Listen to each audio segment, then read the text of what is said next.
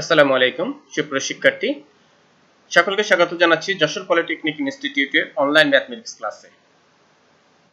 আজকে আমরা ম্যাথমেটিক্স 3 এর ভেক্টরের যোগ ও বিয়োগ অধ্যায়ে আলোচনা করব।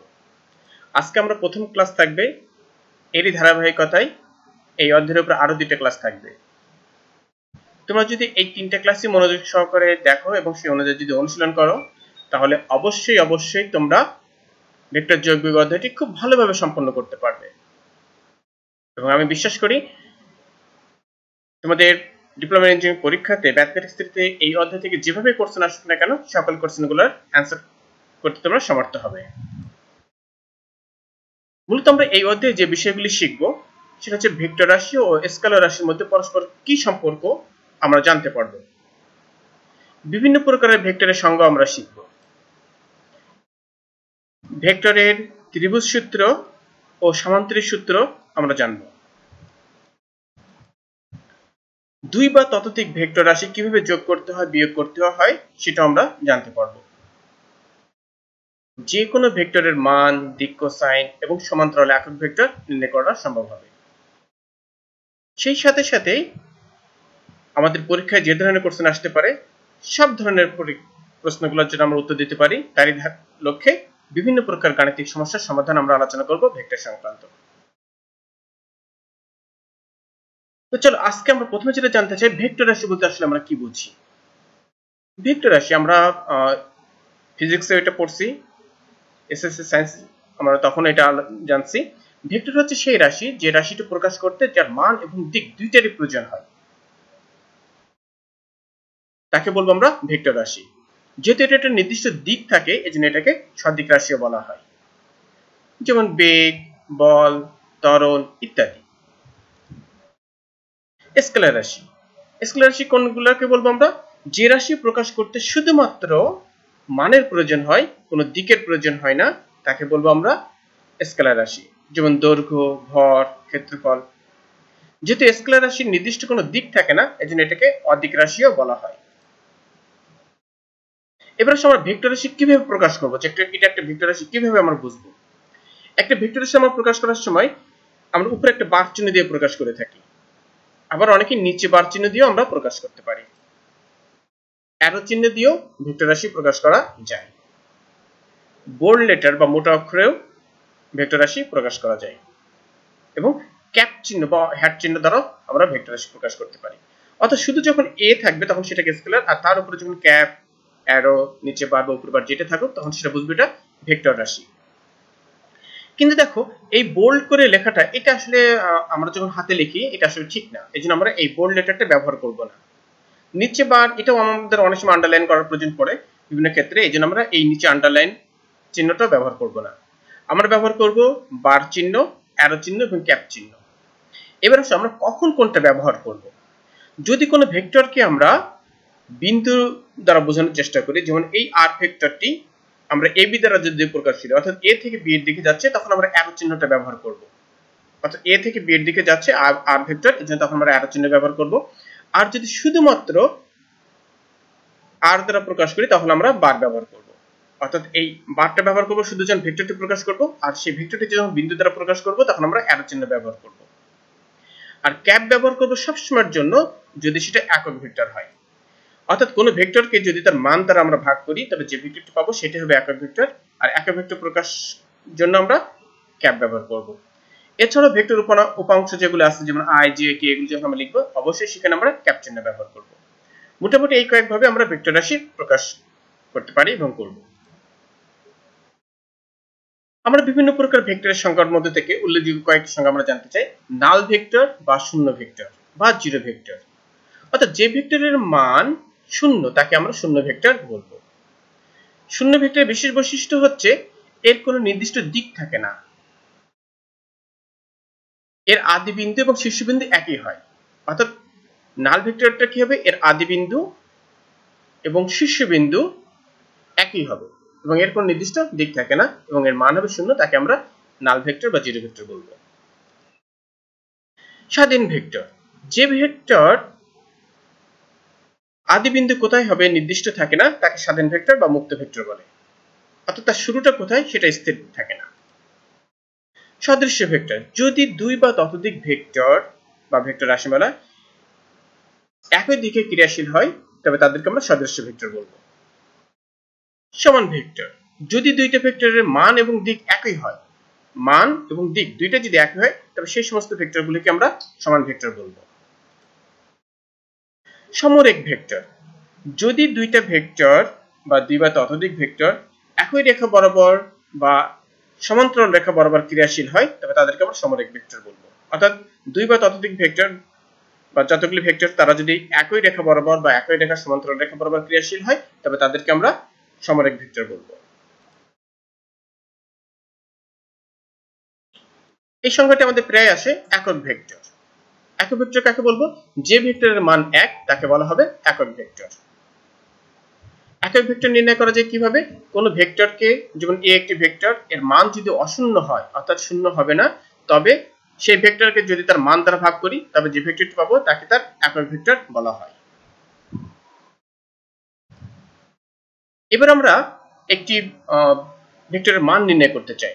যেমন আমাদের এখানে একটি উদাহরণ দেওয়া আছে, a সমান 6i প্লাস 3j মাইনাস 2 কে ভেক্টরটির মান আমাদের নির্ণয় করতে হবে। আমরা ভেক্টরটি লিখলাম, এর মান কত হবে? মডুলাস চিহ্ন দ্বারা প্রকাশ করতে চাচ্ছি, অর্থাৎ পরম মান, এই ভেক্টরটির মান। এখন আমরা এই যে i j k এগুলা থাকবে, তাদের যে কম্পোনেন্ট গুলো থাকবে বা সহগগুলো থাকবে তাদের বর্গের সমষ্টির বর্গমূলই হচ্ছে ওই ভেক্টরের মান। অর্থাৎ i এর সাথে কত আছে? 6, তার স্কয়ার। ওকে, j এর সাথে কত আছে?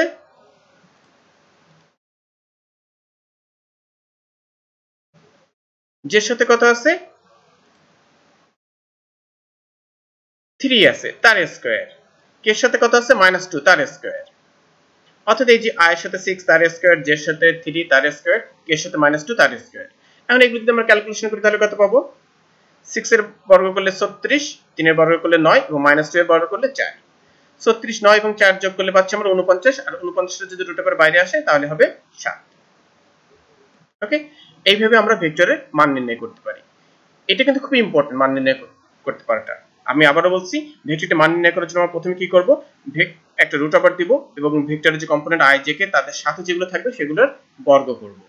i এর সাথে 6 তার স্কয়ার, j এর সাথে 3 তার স্কয়ার, k এর সাথে -2 তার স্কয়ার। তারপর ক্যালকুলেশন করে যেটা পাবো সেটা হবে এই ভেক্টরের মান। একই প্রবলেমটা দিয়ে বলা হচ্ছে এই ভেক্টরের সমান্তরাল একক ভেক্টর নির্ণয় করো বা একক ভেক্টর নির্ণয় করো। তো আমরা জানি একক ভেক্টর নির্ণয় করতে হলে আমাদের প্রথমে কি হবে? ওই ভেক্টরটির মান নির্ণয় করতে হবে।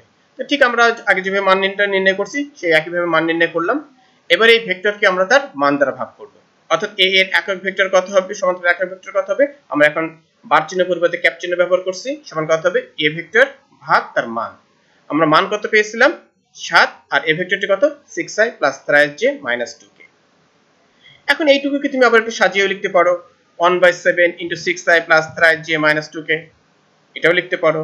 বা আবারও ভেঙে লিখতে পারো, 6/7i plus 3/7j minus 2/7k লিখতে পারো, তোমার যেমন ভাবে খুশি।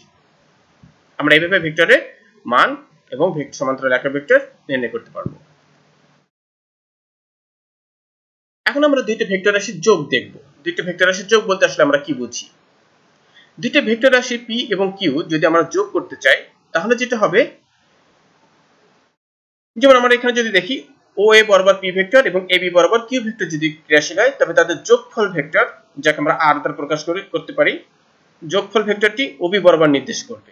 অর্থাৎ এই যে p এবং q দুইটা ভেক্টর আমরা যোগ করছি, p এর শীর্ষবিন্দু অর্থাৎ এই যে a এবং q এর আদি বিন্দু a পরস্পর ছেদ করবে এবং p এর আদি বিন্দু এবং q এর শীর্ষবিন্দু পরস্পর রেখা বরাবরই তাদের যোগফল ভেক্টর নির্দেশ করবে।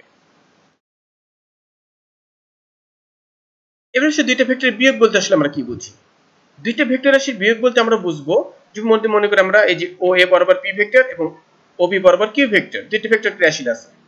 এখন আমরা p মাইনাস q অর্থাৎ p মাইনাস q যদি নির্ণয় করতে চাই তাহলে দুইটা ভেক্টরেরই অর্থাৎ p এবং q দুইটারই আদি বিন্দু একই হতে হবে এবং q এর শীর্ষবিন্দু থেকে p এর শীর্ষবিন্দু বরাবরই হবে তাদের বিয়োগফল ভেক্টর।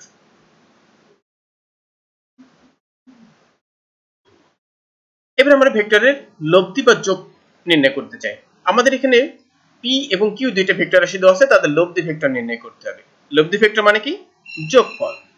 আমরা জানি কি যে দুইটি ভেক্টর আমাদের দেওয়া আছে পি এবং কিউ, আমরা সেটা লিখলাম এবং ধরে নিলাম পি ও কিউ এর লব্ধি ভেক্টর হবে আর, বা পি ও কিউ এর যোগফল হবে আর। কারণ যে কোনো দুই বা ততোধিক ভেক্টরের যোগফল একটি ভেক্টর রাশি হবে এবং বিয়োগফলও একটি ভেক্টর রাশি হবে। এখন তাহলে আর ভেক্টর সমান কত হবে? পি প্লাস কিউ, অর্থাৎ তাদের সমষ্টি। এখন আমরা পি এর মান বসালাম। পি এর মান কত? 2i প্লাস 3j মাইনাস 3 কে লিখলাম। আর কিউ এর মান কত? 4i plus j plus k লিখলাম। এখন আমরা যোগ করব এই 2i আর এই 4i যোগ করলে কত হবে? 6i। 2j আর j যোগ করলে হবে 3j, মাইনাস 3k আর প্লাস k যোগ করলে হবে কত? Minus 2k। অর্থাৎ এই হচ্ছে আমাদের দুইটা ভেক্টরের লব্ধি ভেক্টর আমাদের নির্ণয় করলাম। সেম জাতীয় জিনিসগুলি যোগ বা বিয়োগ। এখন দেখো সেই ভেক্টরটি আবারও দিয়ে বলা হচ্ছে বিয়োগ করো, অর্থাৎ পি এত এবং কিউ এত যদি হয় তাহলে পি মাইনাস কিউ নির্ণয় করো। শুধু তাই না, পি মাইনাস কিউ এর মডুলাস অর্থাৎ পরম মানও আমাদের নির্ণয় করে দেখাতে হবে। ঠিক আমরা আগেরটার মতনই আমরা যে পি এবং কিউ ভেক্টর দেওয়া আছে সেটা লিখলাম এবং পি মাইনাস কিউ কত হবে? পি ভেক্টরটি লিখলাম মাইনাস কিউ ভেক্টরটি লিখলাম। এখন আমরা সেম জিনিসগুলো আই থেকে আই, জে থেকে জে এবং কে থেকে কে বিয়োগ করব। তাহলে আমরা পি মাইনাস কিউ সমান পাচ্ছি কত? Minus 2i plus j minus 4k। এখন যদি আমরা পি মাইনাস কিউ নির্ণয় করতে চাই, এটার মান যদি নির্ণয় করতে চাই, তাহলে আমরা এইভাবে উভয় পক্ষে একটা মডুলাস চিহ্ন দিচ্ছি। পি মাইনাস কিউ এর মডুলাস করলাম, অর্থাৎ মান কত হবে? i এর সাথে কত আছে? মাইনাস 2 তার স্কয়ার, j এর সাথে আছে 1 তার স্কয়ার, k এর সাথে আছে মাইনাস 4 তার স্কয়ার। এখন যদি এটা ক্যালকুলেশন করি তাহলে কত পাবো? মাইনাস 2 এর স্কয়ার করলে 4, 1 এর স্কয়ার করলাম 1, মাইনাস 4 এর স্কয়ার করলাম 16। 16, 1 আর 4 যদি আমরা যোগ করি তাহলে পাচ্ছি আমরা 21। এটা হচ্ছে আমাদের এই ভেক্টরের মান, অর্থাৎ পি মাইনাস কিউ এর মান। তাহলে আমরা কি শিখলাম? ভেক্টরে যোগ করা শিখলাম, বিয়োগ করা শিখলাম, তাদের মান নির্ণয় করা শিখলাম। আমরা আজকে যে বিষয়গুলো আলোচনা করছি তার মধ্যে আমাদের ছিল বিভিন্ন প্রকারের ভেক্টরের সংজ্ঞা, ভেক্টর মান কিভাবে নির্ণয় করতে হয়, একাধিক ভেক্টর কিভাবে যোগ করতে হয়, বিয়োগ করতে হয়, সমান্তরাল একক ভেক্টর কিভাবে নির্ণয় করতে হয়। যদি এর ভিতরে তোমাদের কোনো কোশ্চেন থাকে অবশ্যই আমাদেরকে জানাবে, আমরা অবশ্যই সেগুলোর অ্যানসার দেব। তোমাদের সকল সুস্বাস্থ্য কামনা করছি এবং আগামী ক্লাসে দেখা হবে সেই কামনায় আজকে এখান থেকে বিদায় নিচ্ছি। সবাই ভালো থেকো, সুস্থ থেকো। আসসালামু আলাইকুম।